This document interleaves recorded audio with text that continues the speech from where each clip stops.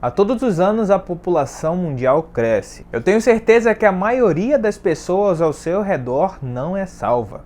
Isso significa que o cristão precisa falar do Salvador a todos. Nessa aula vamos entender que o cristão vai a todos os lugares em que o Evangelho chama, sem excluir pessoas ou povos. E além disso, quero te fazer uma pergunta. Você já se questionou se está seguindo mais uma santidade ritualística do que uma santidade bíblica? Hoje nós vamos ver que Cristo não se rendeu ao desejo de manipulação dos fariseus. Eu sou Victor Cavalier, seja bem-vindo a esse vídeo. Hoje nós vamos estudar a lição de número 6 da nova revista da Escola Dominical, que tem como título e como base de estudo o capítulo 7 e o capítulo 8 do livro de Marcos, do Evangelho de Marcos. E o título dessa mensagem é O Servo é o Cristo. O texto base dessa aula se encontra lá em Marcos 8, 29. Então lhes perguntou: mas vós, quem dizeis que sou? E veja, respondendo Pedro lhe disse: tu és o Cristo. Aqui nós vamos entender a essência da verdadeira espiritualidade. Não é à toa que o livro de Marcos ele vai trazer especialmente o poder sobre-humano de Jesus, assim como os seus milagres, que vão ser explicados ao longo dessa lição. Aqui também nós vamos ver os caminhos que Jesus tomou em meio às terras dos gentios. Aliás, os próprios pesquisadores vão dizer que esse livro parece ter sido escrito especialmente para esse grupo de pessoas. Embora a Bíblia seja escrita para todos, naquele período especificamente pode ter sido o objetivo principal, os gentios. Vale lembrar aqui ainda que a necessidade das pessoas podem variar. Alguns têm necessidades físicas, alguns têm necessidades emocionais, outros dependem ali do básico, não têm o que comer, não têm o que vestir, não têm onde morar. Porém, querido, a maior necessidade do ser humano é a espiritual. E alguém precisa estar atento a isso. E não só estar atento, mas também precisa fazer algo com relação a isso. A salvação é para todos, não é só para um grupo de pessoas. E o único caminho para atingirmos essa salvação é o próprio Jesus Cristo. E Jesus não veio ao mundo para julgá-lo, mas trazer salvação para ele. O próprio Deus tem a vontade de que todos sejam salvos. Olha o que Jeová diz: não tenho prazer na morte do ímpio, mas em que todo ímpio se converta do seu mau caminho e viva. Lá em Ezequiel 33:11. E nessa lição ainda nós vamos estudar a revelação a Pedro e outras curas, como a do cego e o surdo e gago. Mas antes de continuar esse vídeo, não se esqueça de se inscrever nesse canal, caso você não seja inscrito, e também já deixar o seu gostei, que é o curtir aqui embaixo. Se você fizer isso, você vai ajudar muito esse canal a crescer. Você deve ter notado também que eu não posto vídeos sempre. Bem, eu não estava morando no Brasil. Eu fiquei em um determinado momento também doente e não poderia postar vídeo. Eu estou tentando conciliar os vídeos também com o trabalho que eu tenho. Então às vezes é meio difícil publicar os vídeos. Eu já até gravei alguns vídeos, mas não consegui publicá-los. Tamanha é a dificuldade de organizar o tempo. Mas eu prometo que eu vou tentar publicar com mais frequência, mais aulas para não deixar esse espaço grande. E eu conto também com a ajuda de você para fazer voltar esse canal a crescer e alcançar várias pessoas através da Escola Bíblica Dominical. Então vamos para o primeiro ponto, que é verdadeira espiritualidade. No 1.1 vai falar sobre a acusação, que se encontra lá em Marcos, no capítulo 7, no versículo 5. Olha o que está escrito: porque não andam os teus discípulos de conformidade com as tradições dos anciãos, mas comem com as mãos por lavar. Bom, de acordo com a tradição rabínica, os israelitas receberam duas leis. Primeiro, a Torá, que é escrita, e a segunda, a Mishnah, que é verbal, que é narrado como uma história. Essas duas tinham o mesmo nível de relevância, e ainda vale dizer que essas se aplicavam aos momentos do dia a dia daquele povo. O próprio autor da lição vai falar que o tema pureza é aplicado cerca de 25% na Mishnah. Isso aqui não quer dizer higiene pessoal, mas sim é um rito. As pessoas não poderiam tocar em objetos e em pessoas impuras. Desse modo, eles deveriam ali passar por um ritual de purificação. Esse zelo, essa preocupação era tão grande que eles mergulhavam até os móveis no sentido original, mergulhavam. Daí o motivo dos escribas e fariseus se irritarem tanto com os discípulos de Jesus. Mas veja bem, essa não era a mesma lei escrita. A lei escrita pedia só que os sacerdotes lavassem as mãos antes de oferecerem ali os sacrifícios. Isso era a lei de Moisés. Olha o que eles dizem aqui. Porque não andam os teus discípulos conforme a tradição? Um questionamento. Já que eles não podiam acusar de impureza, de avareza, de serem mentirosos, eles procuravam acusar ali através de cerimônias ritualísticas. Tinham que acusar de lavar as mãos, de desprezar a tradição. Eles lavavam taças, lavavam panelas, mas não podiam lavar os seus corações. A sua cerimônia, a sua religiosidade não tirava a mancha que estava no seu coração. E é fato que esses vários conceitos humanos implementados ali e confundidos com a lei de Moisés, com a lei de Deus, dificultavam a caminhada de quem queria servir a Deus de verdade. Tudo isso era exibicionismo externo, era farisaísmo, que a gente vai já entrar nesse quesito daqui a pouco. E desse modo, Jesus teve que entrar em jogo. Jesus teve que entrar em conflito com esses líderes religiosos. E agora vamos para 1.2, que é a refutação.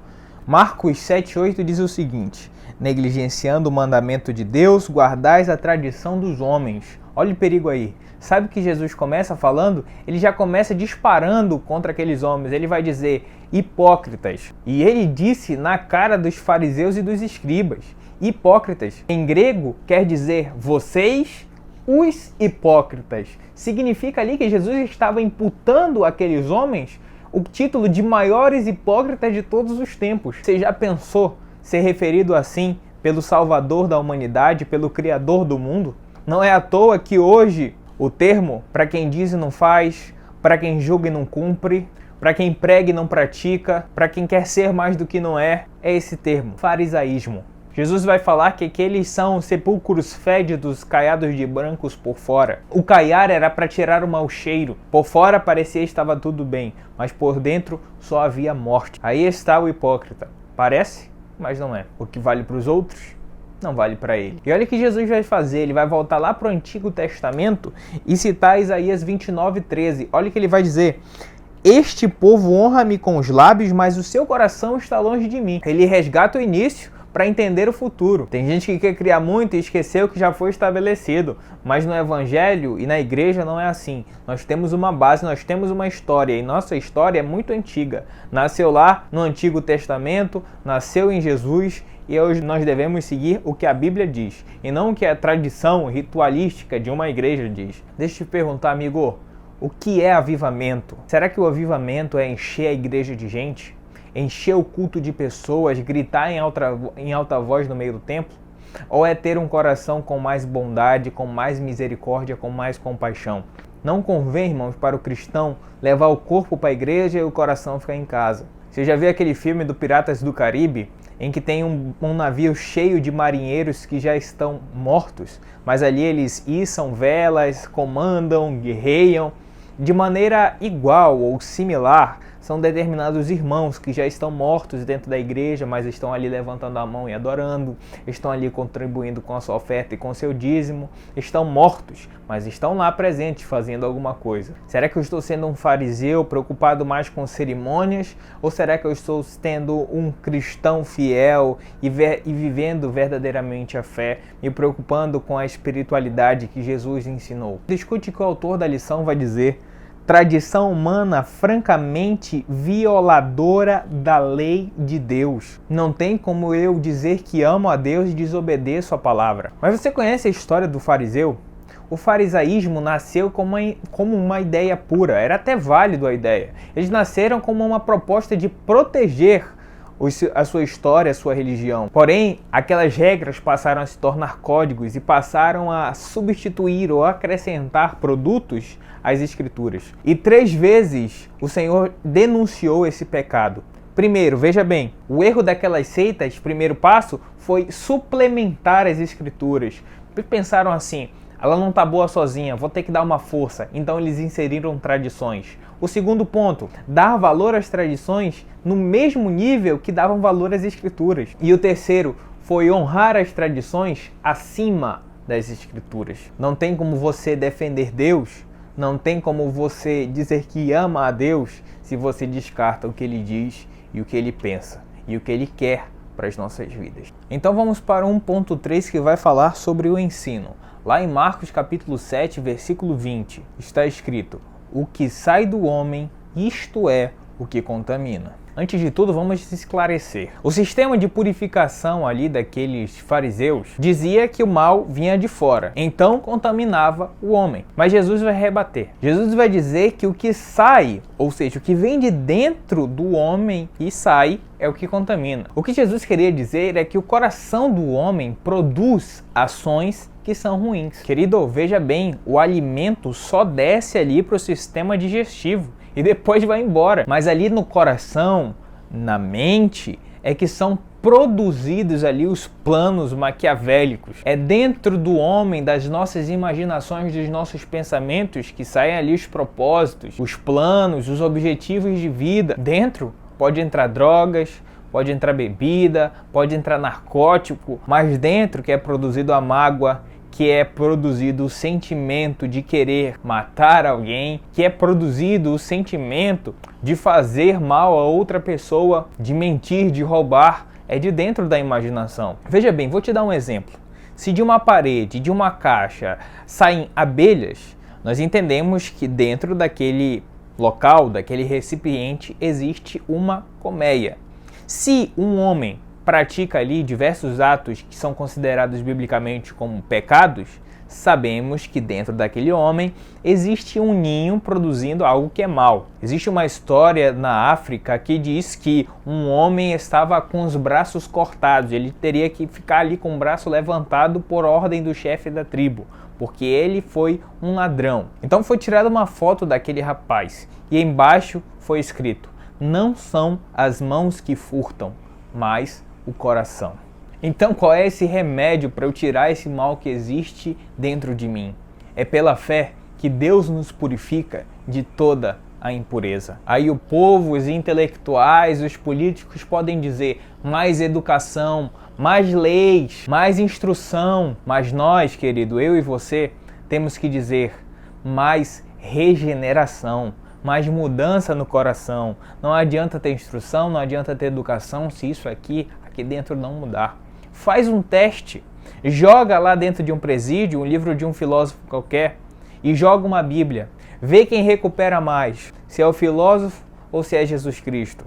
Deus é o único que pode nos dar a mudança dentro das nossas almas, dentro do coração, onde é produzido os males da vida. Qual é a primeira coisa que o cristão tem que fazer quando aceita Jesus? Ter um novo coração. Qual que é o requisito que Deus pede para sermos alguém de acordo com a sua vontade? Um coração quebrantado. E o que traz a salvação? Crer de todo o coração. Não é à toa que lá em Provérbios Deus vai dizer: dá-me, filho meu, o teu coração.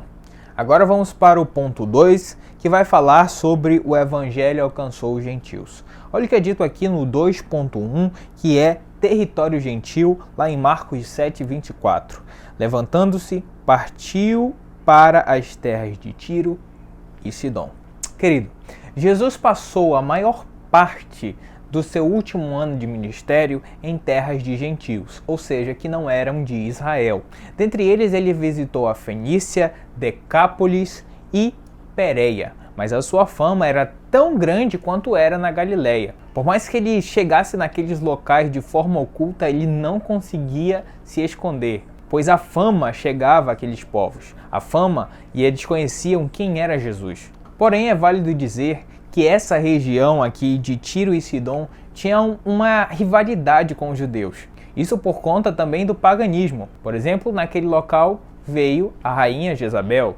E agora você pode perceber o quão embaraçoso era, até motivo de ira para os que acompanhavam Jesus, ele estar visitando aqueles locais, não só de pessoas impuras, mas também um local impuro, um lugar de paganismo. Mas lembra o que eu disse no início? O evangelho é para todos, o evangelho não faz distinção. O que Jesus queria não era só cruzar as fronteiras dos gentios. Jesus queria também chegar bem fundo do coração naquelas pessoas e trazer aquelas pessoas para perto dele. Eu posso abominar o pecado, mas do mesmo modo e da mesma intensidade, eu amo o pecador e eu quero que ele seja salvo e se converta dos seus maus caminhos. Agora nós vamos para o 2.2, que vai falar sobre a mulher sirofenícia. Olha o que é dito aqui em Marcos, no capítulo 7, versículo 26. Esta mulher era grega, de origem sirofenícia, e rogava-lhe que expelisse de sua filha o demônio. Você pode perguntar, mas essa mulher, de acordo com Mateus, não era cananeia? Está errada a Bíblia? Claro que não. Os fenícios eram descendentes de cananitas. Mas vamos para o ensino. Olha o que a gente pode entender com essa história. Essa mulher vem de uma terra rejeitada, de uma terra inimiga. E além disso, a sua filha estava endemoniada. Você já parou para imaginar o cúmulo de impureza? O tanto que aqueles discípulos, até mesmo de Jesus, poderiam ter ódio daquela mulher? Mas eu te falo, querido, ninguém que vem até Jesus é lançado fora. Contudo, como aquela mulher, todos nós precisamos enfrentar barreiras para chegar ali ao nosso objetivo. Nós temos que perseverar para vencer. E um dos pontos mais curiosos aqui na história é o contraste entre a falta de fé daquele povo escolhido por Deus contra a presença ali de força que aquela mulher mostra, se prostrando aos pés de Jesus e rogando por um milagre. E Jesus ali dá uma resposta espiritual até mesmo para aquela mulher que aparentemente era dura. Aquela mulher entende, compreende até a preferência pelos judeus,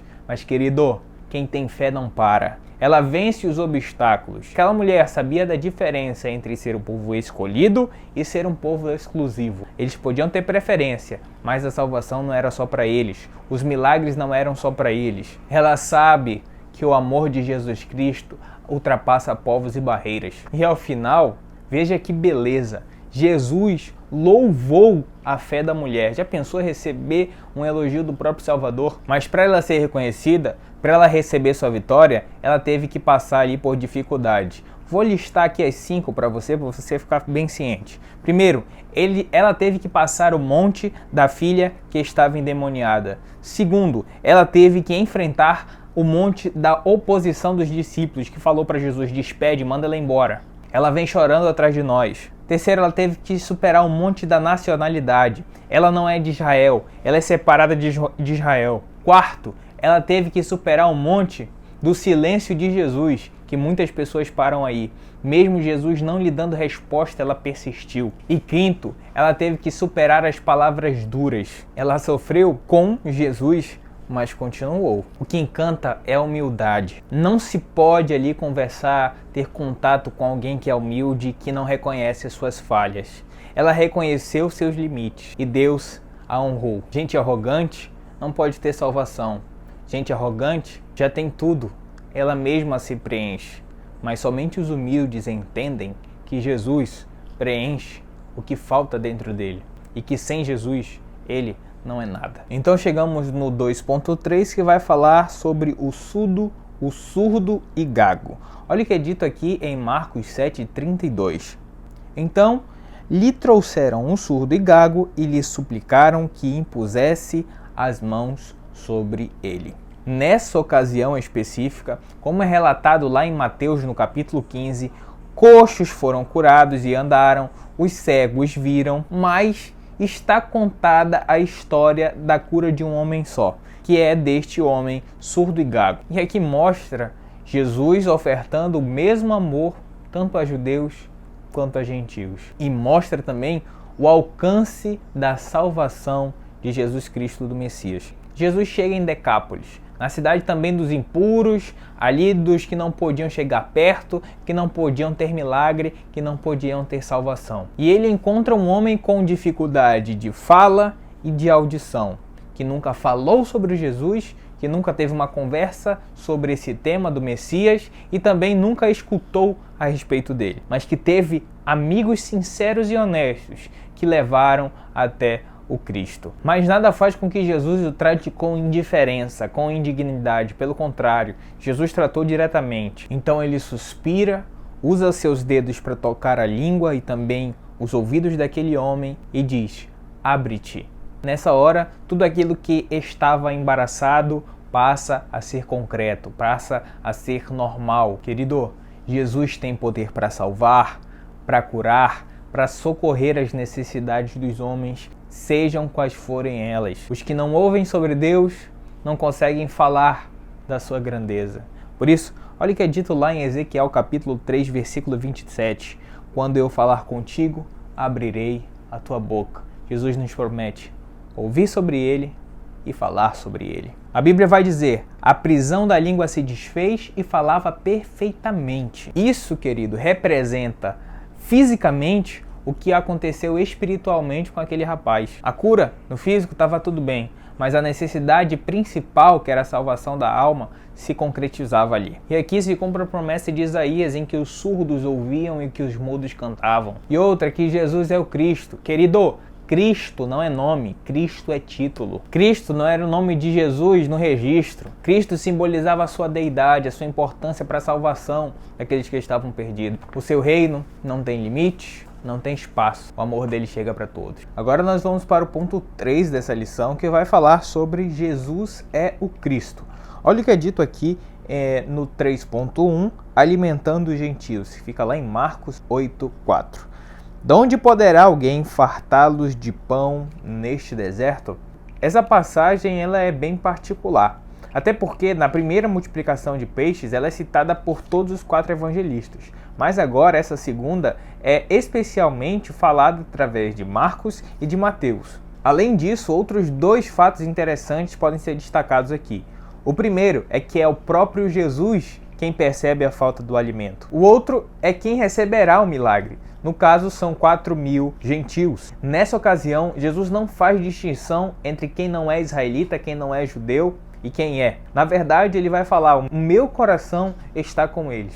No versículo 2 vai dizer: tenho compaixão da multidão. Enquanto os orgulhosos fariseus tinham raiva daquelas pessoas, Jesus tinha compaixão. E outra coisa, o sentimento que mais é citado na Bíblia que Jesus tinha é compaixão. Não é raiva, não é ódio, nem mesmo alegria, é compaixão. E você sabe o que significa isso? O termo compaixão significa sofrer com.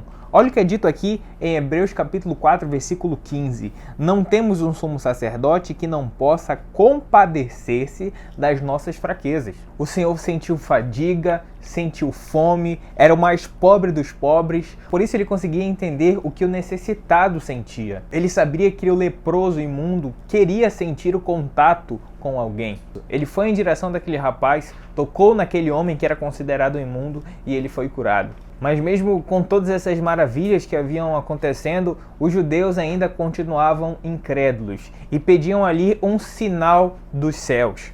Para eles era necessário ver para poder crer, mas com Jesus o negócio é reverso. Querido, a incredulidade nesse caso foi tão séria que a Bíblia fala que Jesus ficou suspirando. Ele suspirou. Você consegue perceber o quão decepcionante pode ser para Deus quando Ele olha para os nossos corações, daquele que diz que acredita nele e não tem fé? A falta de fé pode apagar a luz daqueles que precisam. A falta de fé pode fechar os céus para nós. É impossível dar provas para quem é incrédulo.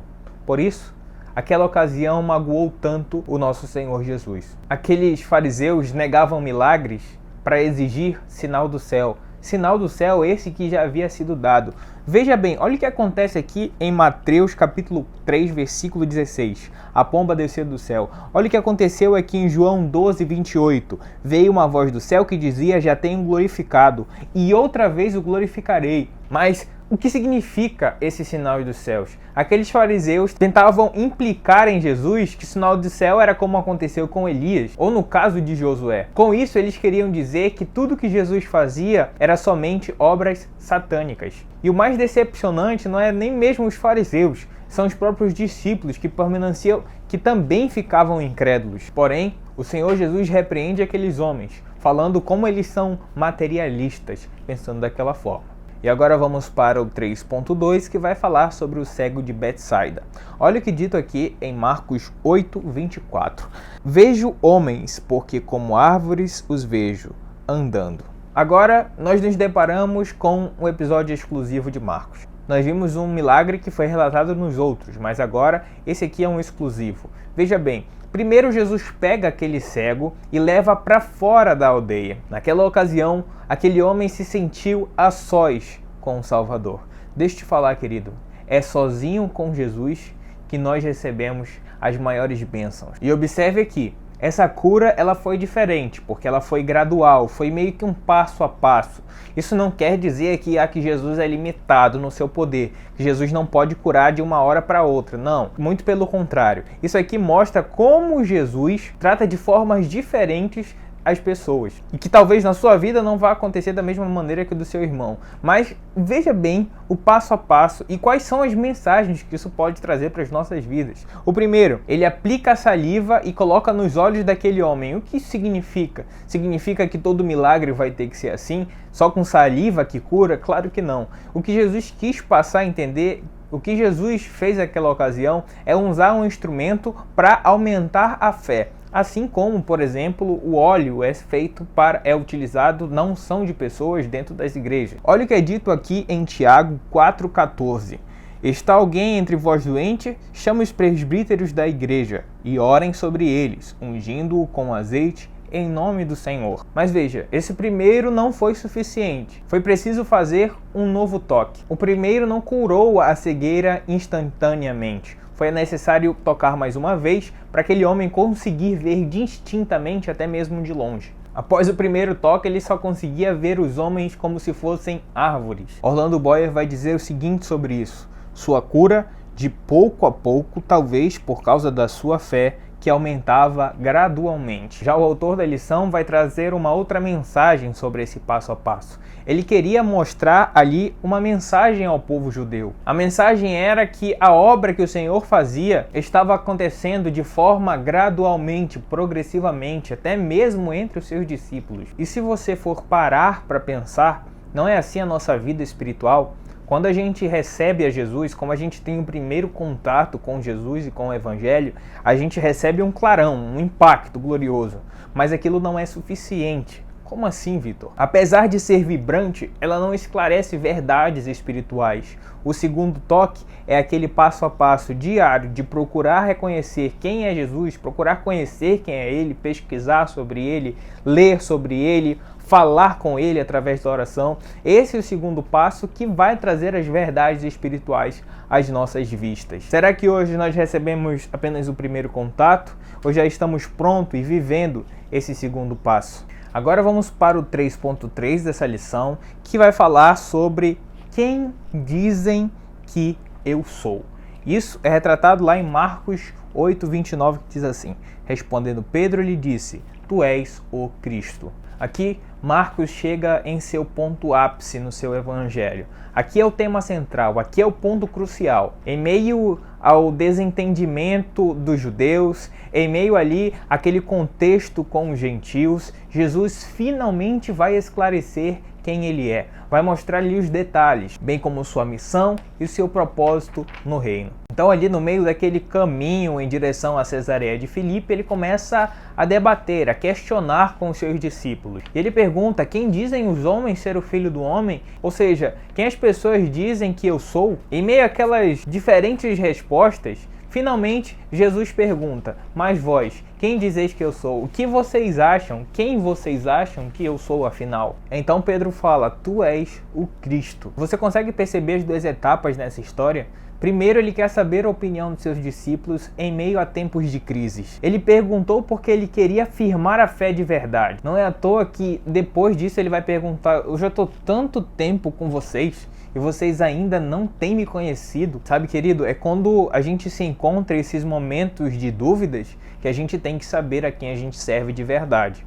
Não basta a gente só saber pelo que os outros dizem. A gente tem que ter a nossa ideia de quem é Jesus de verdade, porque senão a gente vai acabar sendo confundido nesses tipos de períodos, quando as dúvidas chegam aos nossos corações. A resposta dos discípulos é bem engraçada, porque ela é bem utilizada hoje em dia. Uns dizem que você é fulano, cicrano, mas sabe, queridos, é a mesma resposta que o mundo dá hoje. Alguns dizem que Jesus foi um grande filósofo, outros dizem que ele foi um grande líder, outros dizem ali que ele foi um dos grandes profetas, Os judeus mesmo, boa parte deles, eles vão falar que Jesus era apenas ali um grande irmão, contudo, apenas um homem. Mas essa resposta não foi aceita por Jesus, porque ele não é só homem, ele não é só filósofo, ele não é só pensador, ele não é só líder, ele não é só irmão. Jesus é o nosso Deus e ele queria que os seus próprios discípulos entendessem isso. Essa ideia não foi aceita naquela época e também não deve ser aceita hoje. Outra coisa que é bem engraçada é que Jesus pergunta, mas vós, o que ele quer dizer com isso? Ele descarta todas as opiniões de fora. Jesus não quer saber o que seu professor pensa. Jesus não quer saber o que o cara na televisão pensa. Jesus não quer saber de quem está em sua volta. O que o seu pai, o que o seu filho, o que sua irmã pensa de quem é o seu Deus. Jesus quer saber a sua opinião. Vale para Jesus quem é que ele diz que é servo, quem diz que é discípulo, quem diz que segue a ele. Os outros Jesus não está ligando. Ele desvia da polêmica para encarar a verdade. Jesus ali nem se preocupa com a mentira, ele vai atrás do que é vital para as nossas vidas. Um outro ponto que a gente pode destacar é a segunda etapa. A segunda etapa dessa história é a resposta de Pedro, onde a gente pode entender que o cristão não deve ir de acordo com a massa, mas ele deve se preocupar com a verdade. O discípulo de Jesus de verdade, a quem o Senhor revelou as verdades a ele, não vai ser influenciado e não vai se sujeitar ao mundo, mas sim ele vai influenciar pessoas e transformar o sistema mundano que existe. Observe, quando um jovem se rebela contra seu pai e sua mãe, ele está se rebelando contra dois com apoio de 2.000, que são os colegas da escola. Quer dizer que ele se dobra a uma massa barulhenta, a uma massa autoritária e furiosa, e se rebela contra aqueles dois pobres coitados que estão em casa. O pior é que ele acha que ele é um grande revolucionário, um grande rebelde, mas não. Esse homem é um covarde, é um conformista. Na verdade, ele está aderindo à opinião da massa. Ele seria corajoso se ele falasse, não, vocês estão errados. Quem está certo é meu pai e minha mãe. Mas se ele fizer isso, ele com certeza vai ser linchado, se não fisicamente, intelectualmente, mentalmente, espiritualmente, psicologicamente. O cristão não tem que se acovardar por causa da massa, não tem que se esconder por causa de linchamento social. O cristão precisa não se conformar com o mundo, mas transformá-lo. E por último, Jesus aparece aqui contando os detalhes do seu sacrifício para nos salvar. E de repente Pedro é usado por Satanás. Olha como a batalha espiritual pode ser dura e nós precisamos estar preparados para enfrentá-la. Está escrito assim: convinha que o Filho do Homem padecesse, porém depois de 3 dias ressuscitaria. A ressurreição de Jesus nunca foi colocada em dúvida. Convinha Jesus fazer isso, convinha Jesus padecer na cruz. Somente assim os nossos pecados seriam expiados. E observe, Jesus fala a Satanás diretamente e não a Pedro. Ele vai dizer assim: afasta-te de mim. Ou seja, sai da minha presença. O problema não é Pedro. O problema é o inimigo das nossas almas que tenta destruir e nos derrotar nessas batalhas espirituais. Assim como Jesus se sacrificou sendo o Cristo, nós também temos que ver uma vida de abnegação. Por isso, o próprio Pedro fala: tu és o Cristo. Cristo, querido, é um adjetivo que virou nome próprio. Você sabia que Cristo vem do vocabulário grego Messias, que significa o ungido ou o rei ungido? É assim que ele veio ao mundo para salvar os nossos pecados. E eu agradeço você por ter ficado até aqui. Não se esqueça de se inscrever nesse canal e também já deixar um gostei nesse vídeo. Assim você vai ajudar muito a gente a divulgar esse conteúdo para as outras pessoas. Na aplicação pessoal, nós entendemos que Jesus é o Filho de Deus. Assim, eu peço que Deus te abençoe grandemente. Fique com Deus. Amém.